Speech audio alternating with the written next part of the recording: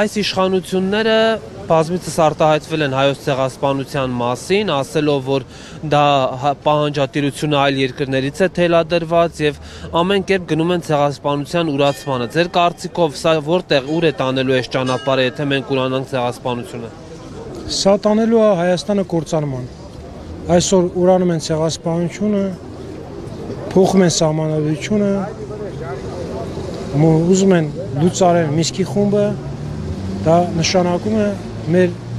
հայ ազգը, հայ ժողովուրդը վտանգված է, մեր պետականությունը վտանգված է եւ մենք բոլորս պետք է պայքարենք այս չարիքի դեմ, այս արձակորցան թրքահապատակ ղեկավարների դեմ, որպեսզի չտանեն մեզ դեպի ուրացման ցեղասպանությունը։ Հայոց ցեղասպանությունը ով մոռանում է, նա չի կարա հայ լինի։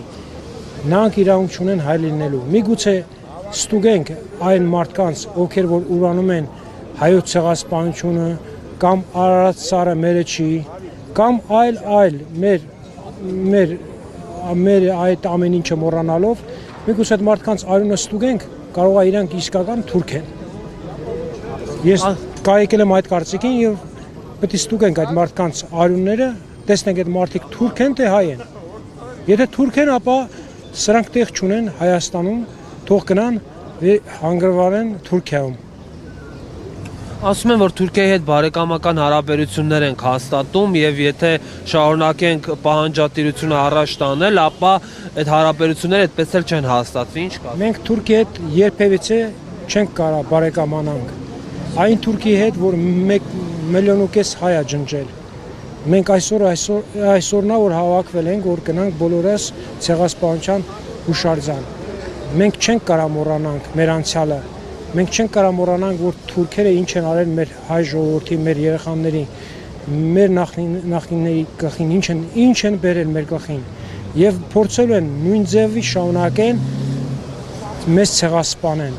Երբևիցե թուրքը մեզ այդ խաղաղության չի գնա։ Մոռացեք, դա մեր հայ ազգը պետք է գիտակցի, հասկանա, որ այս թրքահապատակ ղեկավարությունը փորձում է մեզ տանի խաղաղության ճակերտներով ասած, թուրքի հետ բարեկամացնելու, բայց թուրքը մեզ չի բարեկամանալու մեզ հետ։ Մեզ հետ բարեկամանալու է մի քանի տարի հետո նորից ջնջի, նորից ցեղասպան անել։ Ոնց որ տեսակ Արցախը ոնց հայաթափեց, դա էլ ցեղասպանություն է։ Մի ամբողջ ժողովուրդ հայաթափեց, ցեղասպան եկավ Հայաստան, անօթևան այսօր թափառում են Հայաստանում։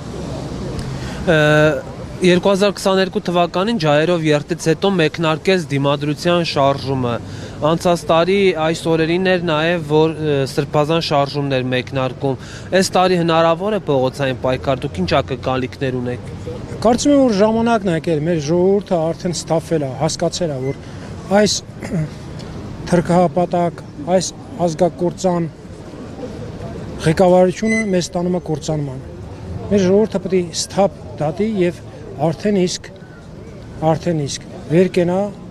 փորձի սրանցից ազատվելու։ Եթե փորձի այլ պարտադիր պետք է ազատվենք սրանցից։ Եթե չազատվենք, կործանվելու ենք։